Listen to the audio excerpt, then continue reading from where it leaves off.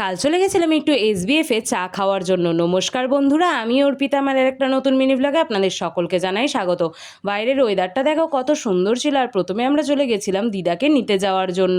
দিদাকে নিয়ে প্রথমে চলে আসি এই মামুনির বাড়ি, আর চা খেতে যাওয়ার মাঝপথে পড়ে আমার কলেজ আর হাই স্কুল। এটা হলো আমার কলেজ, আর এরই পাশে এই যে আমার হাই স্কুল। আর এই হাই স্কুলের মাঠেই হয় ভলিবল প্র্যাকটিস। তারপরে দেখো এখানে আমরা তিনজন মিলে গল্পগুজব করতে করতে বেশ মজা করতে করতে যাচ্ছিলাম।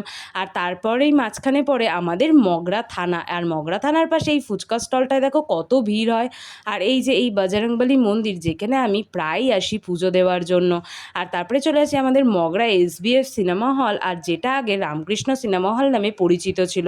আর এখানে চাটা সত্যিই খেতে অসাধারণ হয়। আর এই চাটা খেয়ে চলে আসি আমরা বাড়ির পথে। আর মাঝপথে পড়ে ডাকাতি কালীবাড়ি, যেটা আবারও নতুন করে নির্মাণ হচ্ছে।